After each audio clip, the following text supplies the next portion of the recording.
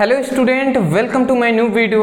आज का video class 12 के स्टूडेंटों के लिए बहुत ही ज़्यादा इंपॉर्टेंट है, क्योंकि फिर से हम पढ़ने वाले हैं क्लास 12 फिजिक्स का मोस्ट इंपॉर्टेंट टॉपिक, जो आपके बोर्ड एग्जाम में 5 नंबर में पूछा जाता है, जो है फैराडे के वैद्युत चुंबकीय प्रेरण संबंधित नियम। अभी हमने कुछ दिन पहले फिजिक्स के भी इंपॉर्टेंट टॉपिक बताए थे, उसमें ये भी आपका टॉपिक शामिल था, आपको याद भी होगा। ये भी लगभग हर वर्षों में ये टॉपिक पूछा जा रहा है, तो इंपॉर्टेंट है। इसके बारे में आज के इस वीडियो में हम एक्सप्लेन करने वाले हैं। देखिए, मैं यही कहूँगा कि 5 नंबर वाला टॉपिक है, इंपॉर्टेंट है। यदि आप चाहते हैं कि इंपॉर्टेंट टॉपिक रट कर नहीं बल्कि समझ कर याद करें, तो वीडियो को अंत तक बने रहें। आसानी तरीके से एक एक पॉइंट्स आपको समझ में आएगा। तो चलिए जी, याद कराते हैं आपको वीडियो को केवल देखते ही। देखिए, फैराडे के वैद्युत चुंबकीय प्रेरण संबंधित 2 नियम होते हैं। कितने भैया? विद्युत चुंबकीय मतलब फैराडे के वैद्युत चुंबकीय प्रेरण संबंधित 2 नियम होते हैं। अब वो 2 नियम कौन है? तो चलिए हम पहले प्रथम नियम को जान लेते हैं। देखिए, प्रथम नियम क्या है समझिएगा, और यहाँ पे हमने लिख दिया है, इसको हम याद कराएंगे। केवल जो मैं यहाँ पे समझा रहा हूँ उस पर फोकस कीजिए। चलिए जी, ये सपोज इट ये एक चुंबक है, थोड़ा सा ध्यान से समझेंगे। ये एक चुंबक है, ठीक है जी। ये हमने एक चुंबक ले लिया जिसका ध्रुव है नॉर्थ, मतलब मान लेते हैं, आप कोई भी ले सकते हैं। यहाँ पे मान लेते हैं ये साउथ है, ये नॉर्थ है, ठीक है ना। तो ये हमने एक चुंबक ले लिया। अब इस चुंबक के पास एक हम कुंडली ले लेते हैं, एक हम यहाँ पे कुंडली भी ले लेते हैं। अरे भैया, इस चुंबक के पास एक हमने यहाँ पे कुंडली भी ले लिया, ठीक है जी। इस चुंबक के पास हमने एक कुंडली भी ले लिया है। जस्ट अ सेकेंड, यहाँ पे हम इसको, हाँ देखिए, ये एक चुंबक है, ये एक क्या है? कुंडली है, ठीक है। इतनी बात आप समझ गए हैं। तो अब मैं आगे बढ़ता हूं। देखिए, थोड़ा सा मैं यहाँ पे इरेज कर दे रहा हूँ, मुझे ये फिगर अच्छा नहीं लग रहा है, ठीक है ना। मैं अपने हाथ से ही बना दे रहा हूँ।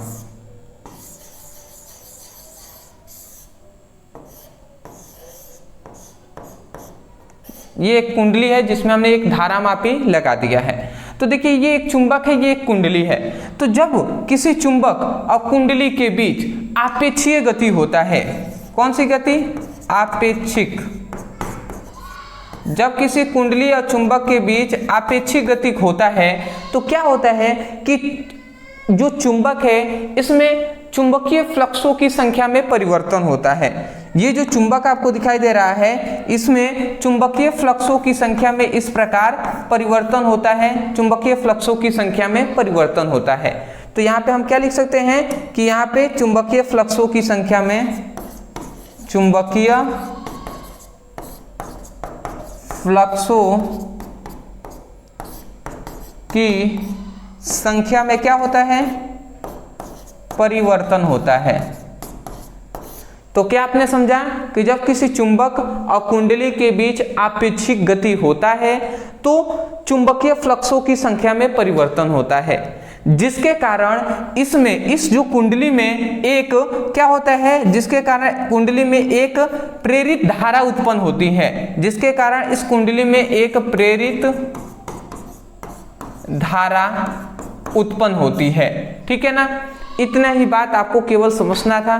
देखिए, इस टॉपिक को समझने के लिए आपको बहुत सारी चीजें समझना होगा कि प्रेरित विद्युत वाहक बल क्या होता है, प्रेरित धारा क्या होता है, विद्युत चुंबकीय प्रेरण क्या होता है, जो कि हमने इसका मतलब जब आप चैप्टर 6 का पहला लेक्चर समझेंगे, जिसमें हमने चुंबकीय फ्लक्स और हमने प्रेरित विद्युत मतलब विद्युत चुंबकीय प्रेरण, ये 2 टॉपिक समझाया है एक वीडियो में। उसको आप देखिएगा तो आपको और भी अच्छे तरीके से समझ में आएगा कि आपेक्षिक गति क्या होता है। ये तो क्लास 11 का टॉपिक है। तो केवल आप इतना ही समझिए कि जब किसी कुंडली, ये क्या है भैया? कुंडली है। ये क्या है? चुंबक है। ये तो आपको याद रहेगा जी। तो मैं बोल रहा हूं, ध्यान से समझिए, याद कीजिए कि जब किसी कुंडली और चुंबक के बीच आपेक्षिक गति होता है, आपेक्षिक गति का सिंपल सा मतलब है कि इसको कुंडली को एक जगह स्थिर रखकर इस चुंबक को तेजी से हम पास लाते हैं तो उसे भी आपेक्षिक गति कहेंगे। इस कुंडली को यहीं पर रखकर तेजी से हम इसको दूर भी ले जाएंगे तो वो भी आपेक्षिक गति ही होगा। मतलब किसी एक को स्थिर मानकर एक की गति ही आपेक्षिक गति कहलाता है। बट डिटेल में आप इसको जान लीजिएगा। तो हम यही कह रहे हैं कि जब किसी कुंडली और चुंबक के बीच आपेक्षिक गति होता है तो चुंबकीय फ्लक्सों की संख्या में परिवर्तन होता है, जिसके कारण कुंडली में एक प्रेरित धारा उत्पन्न होती है, या इसे हम प्रेरित विद्युत वाहक बल भी आप कह सकते हैं। तो वही बात हमने यहाँ पे लिखा है कि जब किसी कुंडली और चुंबक के बीच आपेक्षिक गति होता है तो चुंबकीय फ्लक्सों की संख्या में परिवर्तन होता है, जिसके कारण कुंडली में प्रेरित विद्युत वाहक बल उत्पन्न होता है, जिसे आप प्रेरित धारा कहते हैं। ठीक है ना। तो वही बात, या तो प्रेरित विद्युत वाहक बल कहें या प्रेरित धारा कहें, दोनों बात एक ही है।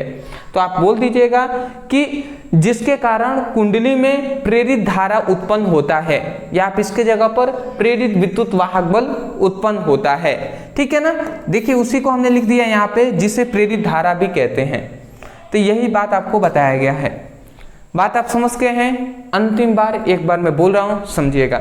जब किसी कुंडली और चुंबक के बीच आपेक्षिक गति होता है तो चुंबकीय फ्लक्सों की संख्या में परिवर्तन होता है, जिसके कारण कुंडली में एक प्रेरित विद्युत वाहक बल उत्पन्न होता है, जिसे हम प्रेरित धारा कहते हैं।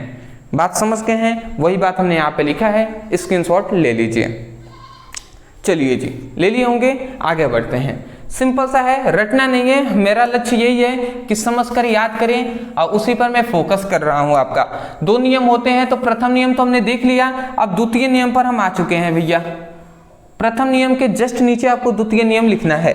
तो देखिए यहाँ पे कह रहा है द्वितीय नियम क्या कहता है। द्वितीय नियम समझने से पहले आप समझिएगा। द्वितीय नियम ये कहता है कि यहाँ पे जब आपेक्षिक गति हो रहा है तो चुंबकीय फ्लक्सों की संख्या में परिवर्तन हो रहा है ना। तो यहाँ पे द्वितीय नियम केवल यही बात बताया गया कि जो चुंबकीय फ्लक्सों की संख्या में परिवर्तन का जो दर है, चुंबकीय फ्लक्सों की हम डी फाई से दर्शाते हैं। चुंबकीय फ्लक्सों को अवकलन रूप में लिखें तो डी फाई से हम दर्शाते हैं। तो चुंबकीय फ्लक्सों की जो संख्या है उसका परिवर्तन का दर अगर कहे तो टी से हम भाग दे देते हैं। तो इसको हम क्या बोलेंगे, डी फाई क्या है, चुंबकीय फ्लक्सों की संख्या में परिवर्तन है, और डी टी क्या है, उसमें लगा समय है या दर हम कहते हैं। तो यहाँ पे क्या रह रहा है कि फैराडे ने द्वितीय नियम ये बताया कि चुंबकीय फ्लक्सों की संख्या में परिवर्तन की दर, उसमें कुंडली में जो प्रेरित विद्युत वाहक बल है उसके समानुपाती होता है। ठीक है ना। प्रेरित विद्युत वाहक बल के क्या होता है, समानुपाती होता है। मतलब चुंबकीय फ्लक्सों की संख्या में परिवर्तन का दर प्रेरित विद्युत वाहक बल के समानुपाती होता है। ये क्या है, प्रेरित विद्युत वाहक बल। ठीक है ना। वही बात हमने यहाँ पे लिखा है। क्या लिखा है, इस नियम के अनुसार चुंबकीय फ्लक्सों की संख्या में परिवर्तन की दर प्रेरित विद्युत वाहक बल के समानुपाती होता है। बात आप समझ गए हैं। ठीक है ना। उसके जस्ट नीचे ये फॉर्मूला लिख लीजिएगा। आप चाहें तो इस फॉर्मूले के जगह पर या आप ये भी लिख सकते हैं कि E समानुपाती d∅2 माइनस d∅1/t। ये अवकलन का रूप में नहीं है, ये सिंपल फॉर्मूला है। ये हमने ऐसा क्यों लिखा भैया, ऐसा हमने इसलिए ये फॉर्मूला लिखा है। देखिए d∅, यहाँ पे ∅2 क्या है, ये है अंतिम फ्लक्स, जो चुंबकीय फ्लक्सों की संख्या में परिवर्तन हो रहा है तो इसका अंतिम फ्लक्स है। और d∅1 यहाँ पे क्या है, ∅1 है प्रारंभिक फ्लक्स, और इन दोनों के बीच लगा समय है जो है t। E क्या है, प्रेरित विद्युत वाहक बल है। तो केवल इतना ही बात बताया गया इस नियम के अनुसार कि चुंबकीय फ्लक्सों की संख्या में परिवर्तन का दर प्रेरित विद्युत वाहक बल के समानुपाती होता है। बात आप 100% समझ गए होंगे। तो चलिए दोस्तों, आज के लिए इतना ही। मैं ये जो फैराडे के वैद्युत चुंबकीय प्रेरण संबंधित नियम है उसको हमने डिटेल तरीके से समझाने का प्रयास किया है। अदरवाइज मैं आपको केवल एक ही बात कहूँगा, यदि आपको सच में इस वीडियो से सीखने को मिला हो और समझ में आया है, वो भी रट कर नहीं बल्कि याद हुआ होगा, आपको सब समझ में आ गया होगा, एक दो बार पढ़ेंगे याद हो जाएगा, तब जाकर आप वीडियो को लाइक करके चैनल को सब्सक्राइब कर दीजिएगा, क्योंकि आपके सपोर्ट की बहुत ज़्यादा ज़रूरत है। दूसरी बात मैं यही कहूँगा, मेरा लक्ष्य यही है कि प्रत्येक स्टूडेंट रटे नहीं बल्कि समझ कर याद करे। इसी लक्ष्य के साथ मैं यहाँ पे स्टडी कराने का प्रयास कर रहा हूँ। अदरवाइज मैं यही कहूँगा, बहुत सारे स्टूडेंट कह रहे हैं नोट्स के लिए, तो मैं आपको बता दूँ कि अगर कोई भी स्टूडेंट को नोट्स चाहिए तो ओनली फिजिक्स के 15 चैप्टर हैं, तो फिजिक्स के ऑल चैप्टर 15 चैप्टर का नोट्स ओनली आपको 99 रुपये में हम आपको प्रोवाइड कर रहे हैं। तो यदि आप पीडीएफ नोट्स लेना चाहते हैं, व्हाट्सएप पे ही आपको मिल जाएंगे सभी पीडीएफ नोट्स। डिस्क्रिप्शन बॉक्स या आपको ऊपर यहाँ पे नीचे आपको एक नंबर दिखाई दे रहा होगा, इस नंबर पे व्हाट्सएप पे ओनली आप मैसेज करेंगे, वहाँ पे कह दीजिएगा सर फिजिक्स का पीडीएफ नोट्स चाहिए क्लास 12, तो वहाँ पे आपको एक स्कैनर दिया जाएगा। पेमेंट करने के बाद आप बता दीजिएगा पेमेंट हो चुका है, तुरंत आपको पीडीएफ नोट्स व्हाट्सएप पर ही सेंड कर दिया जाएगा। बात समझ गए ना। केमिस्ट्री का भी 99 ही है, केमिस्ट्री का भी आप ले सकते हैं।